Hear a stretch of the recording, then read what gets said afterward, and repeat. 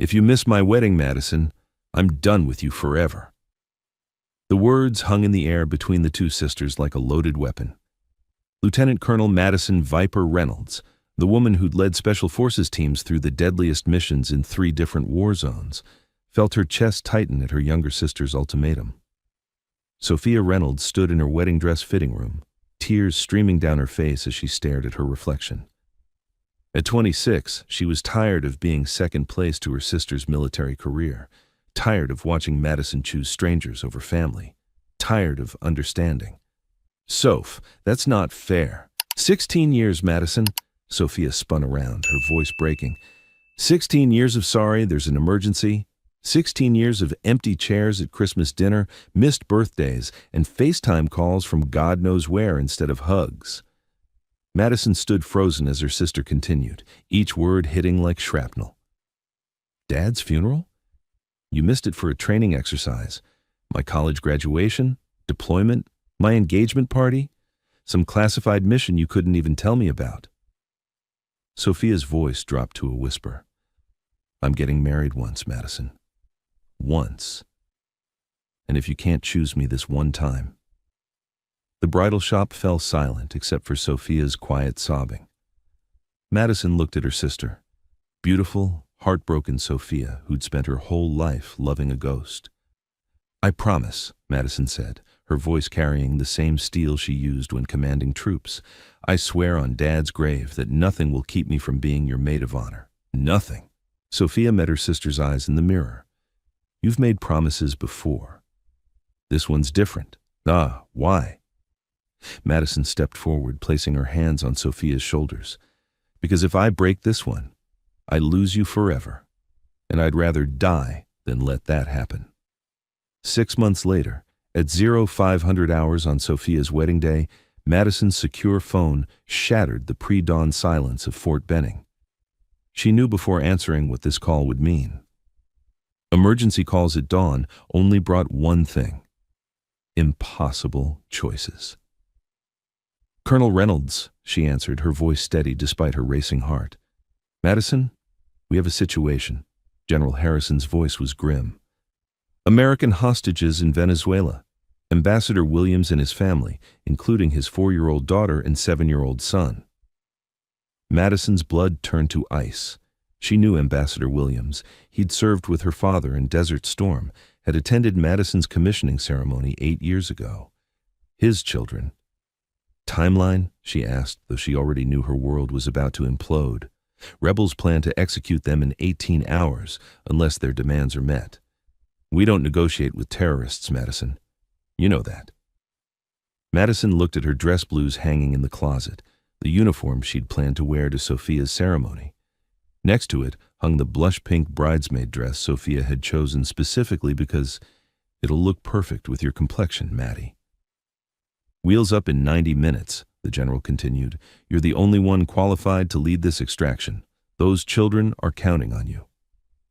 Madison closed her eyes, seeing Sophia's tear-streaked face from 6 months ago. "If you miss my wedding, Madison, I'm done with you forever." But she also saw Ambassador Williams's family photo on her desk. Little Lucy with her gap-toothed smile, Marcus with his baseball cap, their parents beaming with pride at some family barbecue. "I'll be ready, sir," Madison said quietly, hating herself with every word. At that exact moment, 200 miles away in Savannah, Sophia Reynolds was having her hair styled for the biggest day of her life. "Your sister's going to cry when she sees you," Emma, her maid of honor substitute, said as the stylist pinned delicate flowers into Sophia's blonde hair. "Madison's never seen you this beautiful." Sophia smiled, her heart full of excitement. She promised she'd be here early. Knowing Madison, she's probably already at the venue, checking security and making sure everything's perfect. She laughed. "She's been planning my wedding like it's a military operation." The other bridesmaids giggled, but Sophia's joy was pure. For the first time in 16 years, Madison had kept her word. No last-minute calls, no emergency deployments, no broken promises. This morning, Sophia had woken up to a text from Madison. "Getting dressed now. Can't wait to stand beside my baby sister today. Love you, Soph." What Sophia didn't know was that Madison had sent that text before the phone call that destroyed everything. Madison's hands shook as she scrolled to Sophia's contact. Her sister's engagement photo smiled back at her. Sophia wrapped in her fiancé Jake's arms, both of them laughing at something their photographer had said. Pure joy captured in pixels. The call went straight to voicemail. Of course, Sophia was probably getting her nails done, her phone buried somewhere while she enjoyed her last morning as a single woman. "Soph, it's me," Madison began, her voice catching. "I need you to know that what I'm about to tell you is breaking my heart. There's a mission. American children are going to die if someone doesn't." She stopped, unable to find words that would make this betrayal hurt any less. "I'm so sorry. I love you more than my own life, and I'll spend the rest of my days making this up to you." 90 minutes later, Madison was airborne in a C-17, surrounded by America's most elite operators. But instead of reviewing tactical briefings, she found herself staring at photos from Sophia's bridal shower on her phone. Her sister glowing with happiness, surrounded by friends who kept asking, "Where's Madison? We can't wait to meet the famous soldier sister." Master Sergeant Jackson Torres, her closest friend and second in command, dropped into the seat beside her. "You look like someone just told you Christmas was canceled, Colonel." "My sister's getting married today," Madison said quietly. Jackson whistled low. "Jesus, ma'am, that's brutal, but those kids in Venezuela." "Need me more than Sophia needs me in a bridesmaid dress," Madison finished. "I know. Doesn't make me feel less like the worst sister in history." 800 miles away in Savannah, Sophia Reynolds was discovering that her maid of honor had vanished. "Has anyone seen Madison?" Sophia asked for the 6th time in 2 hours, trying to keep the panic out of her voice. She stood in the bridal suite at Magnolia Gardens, surrounded by her bridesmaids, college friends Emma and Claire, and Jake's sister Rachel. "She's probably just stuck in traffic," Emma offered weakly. "You know how I-95 can be." But Sophia knew her sister. Madison was never late for anything important. If she was going to be late, she would have called. Unless... The voicemail notification chimed. Sophia's heart leaped, then immediately shattered as she listened to Madison's message. "She's not coming," Sophia said quietly, staring at her phone. "There's a mission. Children are involved." She looked up at her concerned friends. "My sister isn't coming to my wedding." The room fell silent except for the distant sound of wedding guests arriving in the parking lot below. "Sophia, I'm so sorry," Rachel said gently, "but maybe she'll finish early. Military stuff can be fast, right?" Sophia shook her head, tears streaming down her freshly applied makeup. When Madison gets that voice, that mission voice, it means she's going somewhere dangerous for God knows how long. She's chosen strangers over me again. 3,000 miles away in the Venezuelan mountains, Madison was learning that some promises are impossible to keep. The intelligence had been wrong, dead wrong. The compound where the Williams family was supposedly being held was empty except for 3 guards who surrendered without firing a shot. But hidden cameras revealed the truth. The real hostages were being held in a cave system 30 miles deeper into the mountains, and the rebels had been watching American forces the entire time. "It's a shell game," Captain Riley Martinez, her intelligence officer, reported grimly. "They've been moving the hostages every 6 hours. We're chasing ghosts." Madison checked her watch. 1,500 hours local time. Sophia's ceremony would begin in 4 hours.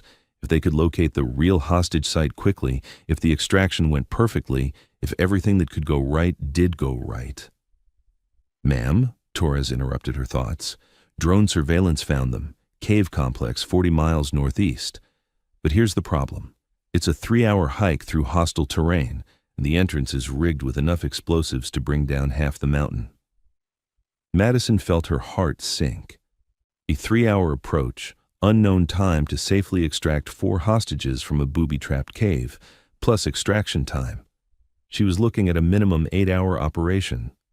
Sophia's wedding would be over before Madison could even reach the hostages. At exactly 7 p.m. Eastern Time, as Madison rappelled down a cliff face in Venezuela, Sophia Reynolds walked down the aisle at Magnolia Gardens. She looked breathtaking in her flowing ivory gown, her blonde hair swept into an elegant updo with baby's breath woven throughout. Her father walked beside her with tears streaming down his face, proud and heartbroken in equal measure, proud of his daughter's beauty and grace, heartbroken that his eldest daughter wasn't there to share this moment. Jake stood at the altar in his navy dress blues, his eyes widening as he saw his bride. But as Sophia approached, she felt Madison's absence like a gaping wound. The empty space where her sister should have been standing seemed to echo with 16 years of missed moments and broken promises. When she reached the altar and handed her bouquet to Emma, sweet Emma, who was trying her best but wasn't family, wasn't the person Sophia had dreamed of having by her side since they were little girls. All she could think about was Madison's voice 6 months ago. "I promise, Sophia. Nothing will keep me from standing beside you." As the officiant began the ceremony, Sophia found herself scanning the crowd, hoping against hope that she'd see Madison slip through the back doors, still in uniform, but there, finally there when it mattered most. But the doors remained closed. Deep in the Venezuelan cave system, Madison faced the most challenging extraction of her career. The Williams family was alive, but barely. Ambassador Williams had a severe head injury, his wife was in shock, and their children, 4-year-old Lily and 7-year-old Marcus, were dehydrated and terrified. Worse, the rebels had wired the cave with motion-activated charges. One wrong step, one triggered sensor, and the entire family would be buried alive. "How long do you need?" Madison asked Sergeant Kim Park, her demolitions expert, as he studied the sophisticated trigger system. "To disarm this without killing anyone, 6 hours minimum, maybe 8 if they've got backup triggers." Madison felt her world collapse. 8 hours would put them well past midnight. Even if everything went perfectly from that point forward, Sophia's wedding would be nothing but a memory. She pulled out her satellite phone, staring at Sophia's contact for a long moment. What could she say? That she was choosing strangers over family again? That duty trumped love one more time? Instead, she put the phone away and got back to work. 4 lives hung in the balance, including 2 children who just wanted to go home. But as she worked to save the Williams family, Madison made a decision that would change everything. "Torres," Madison called her second-in-command over, "I need you to take command of the extraction." Jackson's eyes widened. "Ma'am? You're not abandoning the mission, are you?"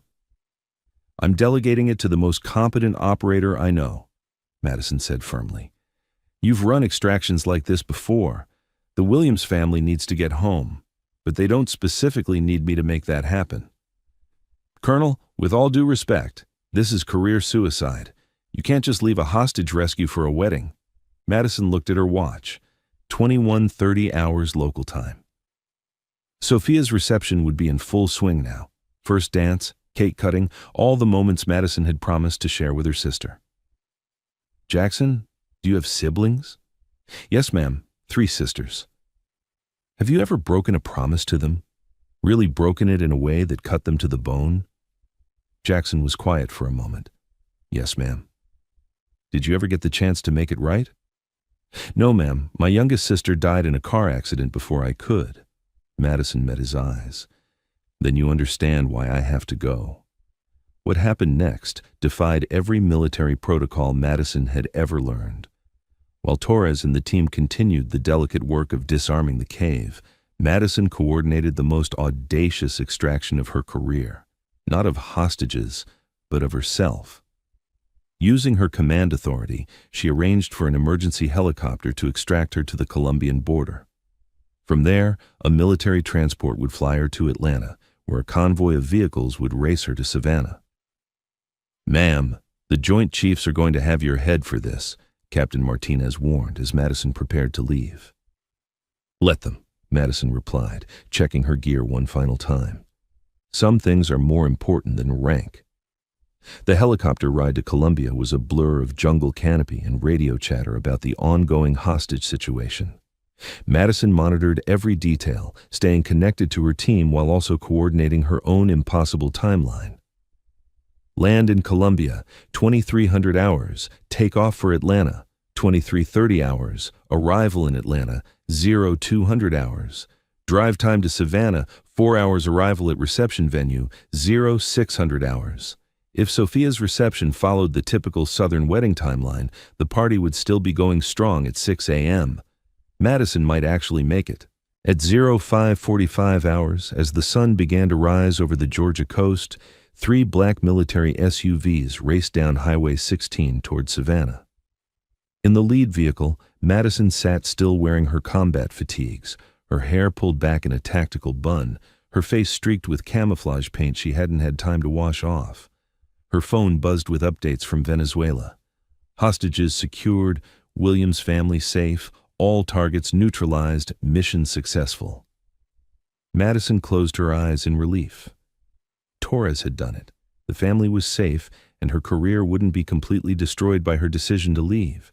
But more importantly, she might actually keep her promise to Sophia. "Ma'am," her driver announced, "Magnolia Gardens coming up on the right." Madison's heart pounded as she saw the elegant venue ahead. Cars still filled the parking lot, a good sign that the reception was ongoing. String lights twinkled in the ancient oak trees, and she could hear the distant sound of music and laughter.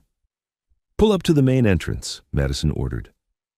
Inside the reception hall, Sophia swayed slowly in Jake's arms as the band played their third slow song of the set.